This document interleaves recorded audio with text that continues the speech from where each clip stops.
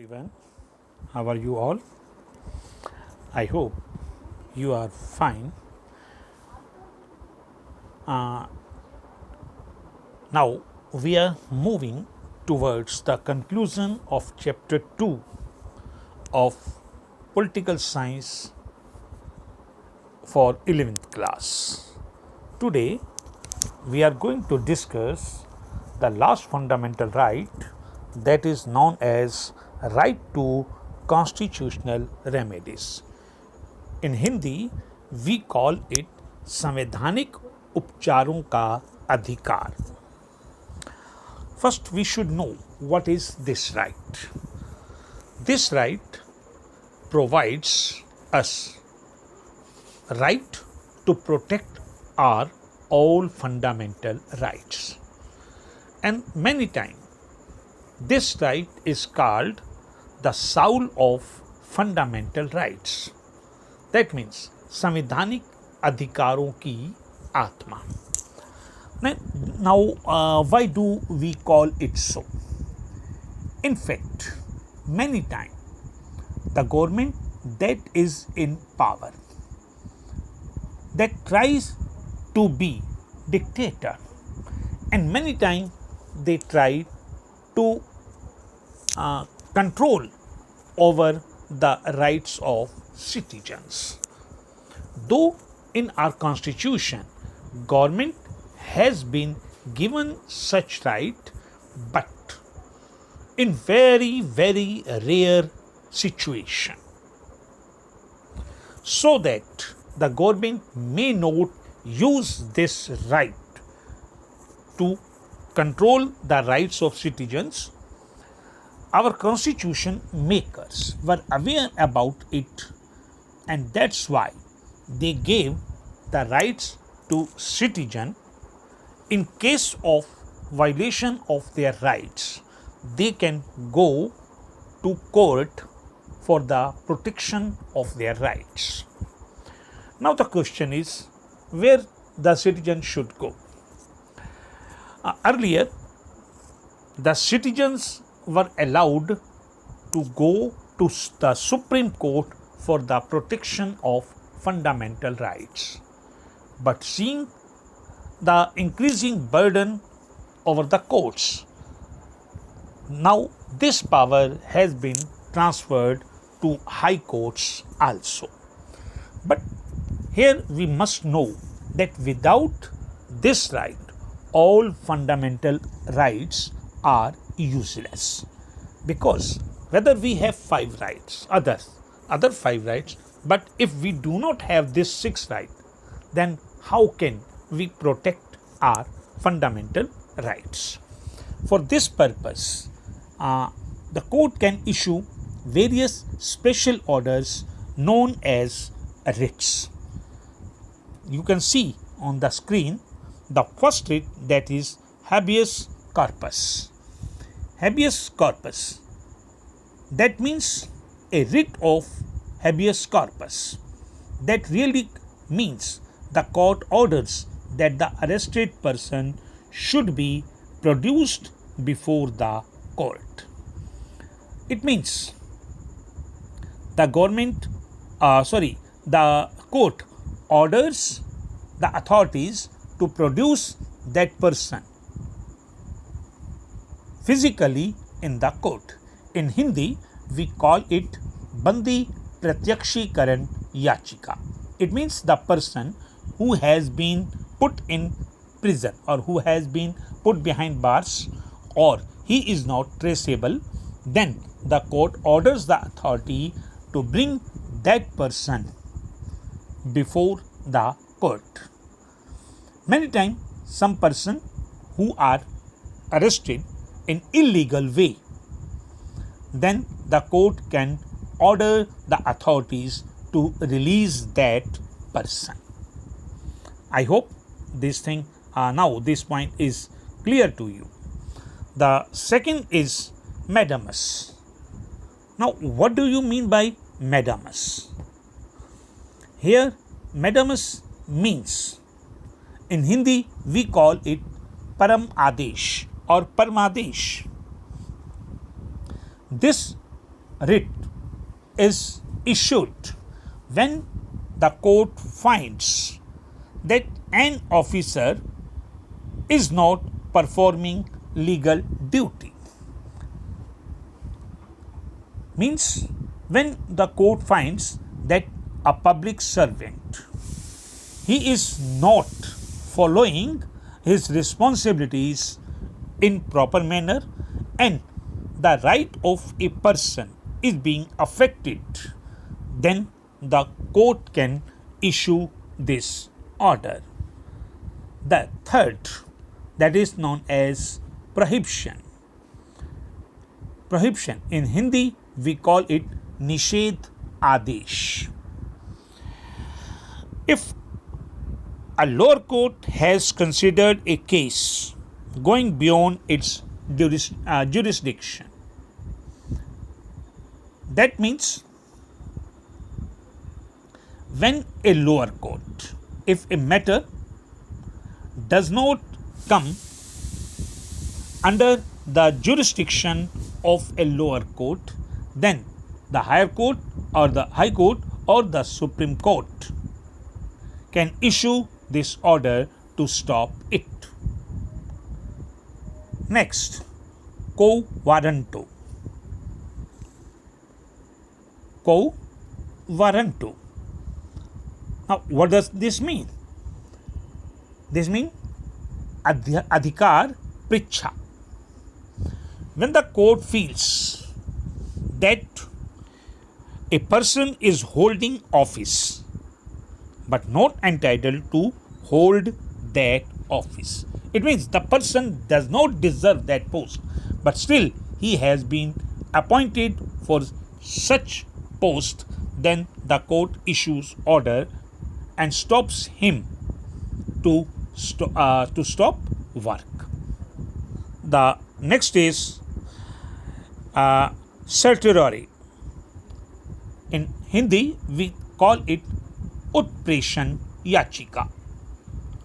Utpreshan Yachika. When does court issue this order? It is an order to lower authority to transfer the pending matter to the higher authority. Many times you see court issues order to the local court to transfer that case. It means court notices that matter that it is important to be heard by the upper court. In that case, the upper court orders the lower court to transfer the matter to the upper court. Except these, there are some other commissions, other authorities also, like National Commission on Minorities. This commission takes care that the rights of minority must not be violated. In same way, National Commission on Women, that works for the welfare policies for the women. Similarly, National Commission on Scheduled Caste, that frames the policy for the upliftment of the neglected societies. And next is our National Human Rights Commission, which we call Manav Adhikar Ayog. It means this authority or this commission works for the human rights. It watches that rights of a common citizen must not be violated. Now we come to directive principles of the state. Now, what are directive principles of the state? Our constitution maker knew well that an independent India may have to some such challenges. When they have to bring all the citizens under equality and to make policies for the welfare of all citizens.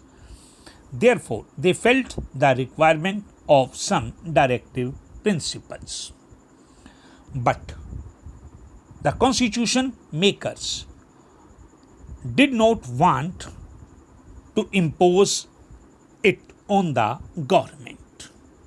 So they tried to implement such directions through the courts. They did not try to implement these rights through the courts, because in case of fundamental rights you can go to court, but regarding directive principles of the state you cannot go to court. These are mere directions to the states.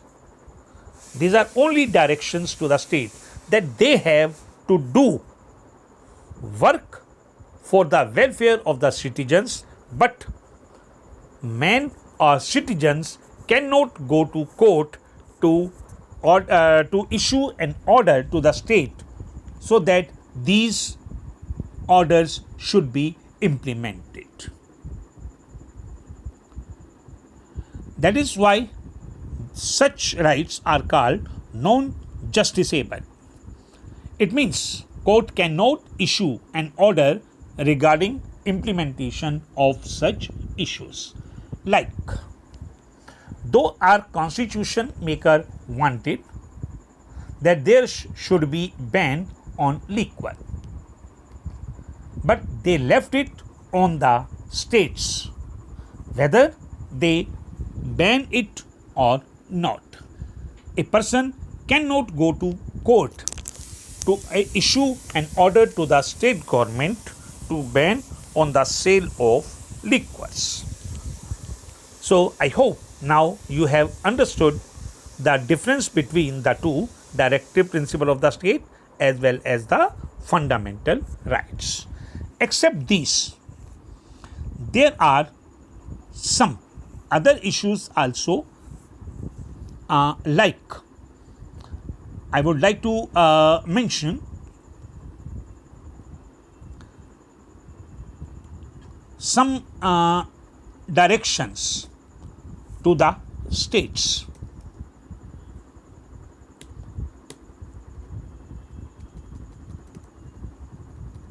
That were issued by the authorities. Like, if we discuss about it, then we will come to know about it.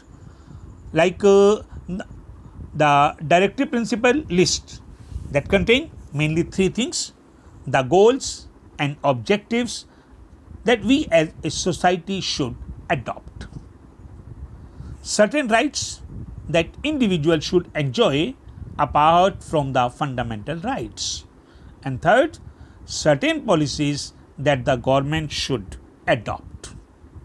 So in this way we can understand it well. Besides these, there are some fundamental duties also, because we understand that without duties there cannot be rights. Like, if we have a right to get education, then it is the duty also to get education and continue the studies well. Similarly, we have right to be treated equally, but it is equally important that we should respect the rights of others. Now we talk about fundamental duties. In 1976, the 42nd Amendment to the Constitution was passed. Among other things, some amendments were added to fundamental duties of citizens. There are 10 fundamental duties which have been mentioned in our Constitution. Like, we should conserve our resources, we should respect our Constitution, we should respect our national symbols, we should respect our cultural heritage. In this way, 10 fundamental duties have been mentioned in our constitution, like to defend our country, promote harmony among all citizens, protect the environment. So it becomes our duty.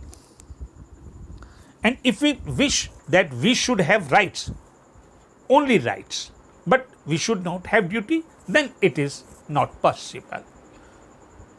If you respect others, then first learn to respect others. It means getting respect, that is your right, but respect others, it is your duty.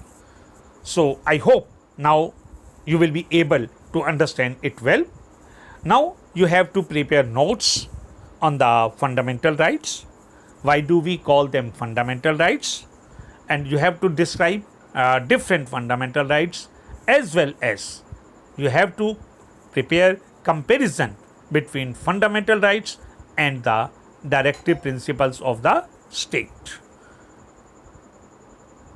and pen down the fundamental duties. Till then, in our next chapter, we will try to understand our constitution. Till then, bye bye. Thank you.